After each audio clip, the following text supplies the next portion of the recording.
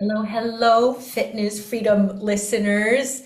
Today, I just want to give you a reminder in a world where food is commoditized and thinness is glorified and weight loss is seen as this supreme goal, and we are so often out of touch with our bodies, and health and wellness has become this, I don't know the word, what is the word, system infrastructure, where it's just so murky. I just want to simplify it for you today and remind you that you deserve to eat. You deserve to eat. You deserve food in your body. You deserve to eat. You deserve to eat. You deserve to eat. Inherently, you deserve to eat. Okay, diet culture has made food and exercise such an earn and reward system. So if you exercise, you get to eat. If you don't exercise, you don't get to eat as much. If you eat healthy food, you get to eat bad food. If you eat bad food, you have to eat healthy food. If you don't eat a lot, you deserve to eat. If you eat a lot, you don't deserve to eat. So food is seen as reward for quote unquote, I use quotes all the time, good behavior, and exercise is seen as punishment for quote unquote bad behavior. Like, oh, I ate that big slice of cake last night, I need to work it off. Or, oh, I ate a salad for lunch, so I get to eat a hamburger for dinner, or whatever it is. And this is not random. If you look at history, I highly recommend, if you're into this, going through the details of things. It's eye-opening. Fearing the Black Body by Sabrina Strings. We've talked about it before. You can see a strong thread of Puritan and Christian culture mixed with white supremacy slash racism in what has formed our ideas around, especially what a woman's body should look like. We know in bigger culture, that women's bodies are under control and limited in their independence. Historically, women have been so oppressed, and even now we are so oppressed in so many ways, and things are going backwards. And same with racism and with ICE, and there's just so much going on that continues from this history, this long history of pure Christian culture and white supremacy, racism, sexism. But even 100 years ago, 200 years ago, abstinence was seen as morally superior, having women being quote unquote in control or moderate or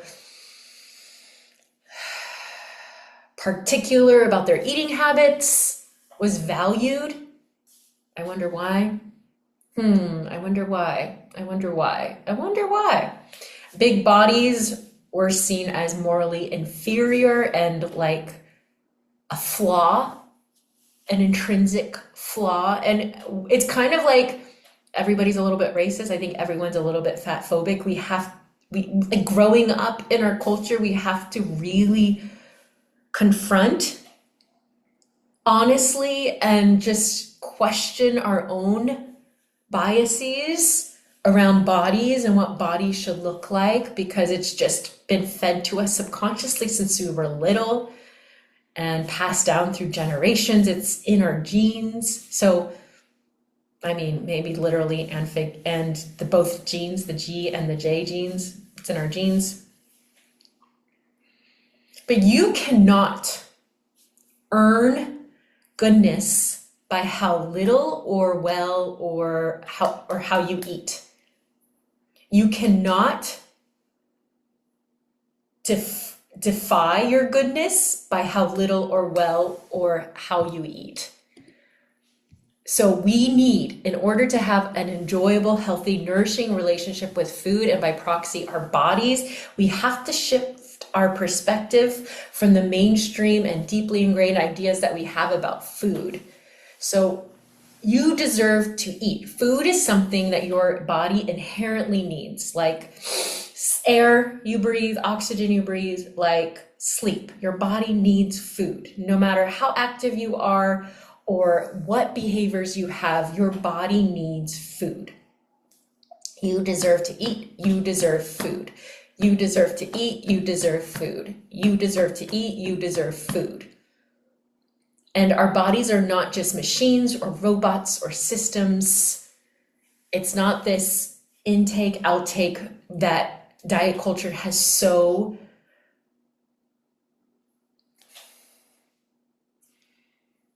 popularized. And there can be value in understanding energy and macros and physical needs. There is definitely value in that in certain times and places. But when we use calories as like a numbers game where it's like numbers in, numbers out, it can be really pleasing to our brains and it can feel like we have a sense of control. And it might even be appearingly beneficial or helpful in the beginning or in some ways, but it can also distort our relationship with food and our relationship with our bodies. And for some of us, getting rid of that could be the healthiest, most beneficial, helpful, nourishing thing, to get rid of calories, numbers, macros, to stop seeing our bodies as a robot or a machine or a system where it's in and out, because our bodies are more complex with that. And more deeply, if we're looking at deep health, which healing health, and sometimes that word gets overused, and I myself am in this industry and in this world of health and fitness, and I can look back and sometimes I'm like a little bit scoffy at it, or a little bit like because it can be so like healing journey, blah blah blah blah blah, and so co-opted and distorted. But real health, like I talk about what is healthy actually in a previous episode, a few episodes back. Listen to that episode. What is real health anyways? It's gonna encourage you and brighten your day, hopefully. But real health starts with, in some ways, letting go of control, letting go of tightness. And this is a lesson that I see myself learning over and over again to differing degrees in different areas of my life. Like this, I know we do have so much creative power in our lives, but a part of that creation power comes with letting go and surrendering, having a clear intention and desire, and then being willing to let it go, not in a way of despair, but letting go because you know that something greater or bigger than you can do more with that than you could yourself by controlling. And I know that sounds like so spiritual and wooey dooey, but it also applies to what I'm talking about here. Letting go of some of that control of, I heard and that, if you eat at this time, this is the optimal time to eat. And if you eat these many protein grams at this time of day, then it's going to be perfect for the rest of the day. And if you keep your calories under this and then your calories above, trust me, I know all about it, not only as being formally educated as a fitness coach and nutrition coach, but also through years of counting every single calorie that I ate and how many calories I burned through exercise. Trust me, I know. And I know we're in a different era of diet culture than we were 20 years, but 10, 20 years ago, but the principles remain the same harmful principles.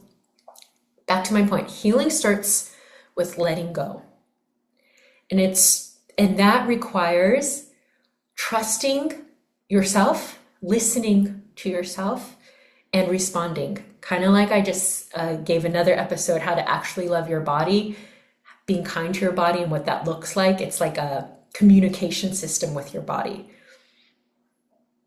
You can listen to that episode too. It's just a few episodes back. But if we want to have a joyful, nourishing, healthy, free, and peaceful relationship with food, we have to let go. We have to learn to listen and to trust our bodies. And maybe that sounds like, okay, Michelle, what does that even mean? I created a Goodbye Diets guide, say goodbye to diets and make better friends with food, regardless of what part of the spectrum you might come from, whether it's like more on the restrictive side or more on the what we would call overeating side, or maybe you shift back and forth between those two ends of the spectrum. Wherever you are in your relationship with food, if you've ever dieted, and by diet I don't just mean Atkins or Whole30, I mean shifting your way of eating for the purpose of body recomp or weight loss, especially, you have dieted, and this guide is for you. It gives you the facts about dieting, and it takes you through a 7-day process. You can do it over 7 days. You could even extend it to 2 weeks if you'd like. You could binge it all in one day and just do it all in one day. But it's free. Goodbye Diets, say goodbye to diets, make better friends with food, and just following this guide. And I know it sounds like homework, but it's actually like fun homework. It's going to make you feel better, and it's going to be eye-opening, and it's just going to make you slow down. And all of it is super simple.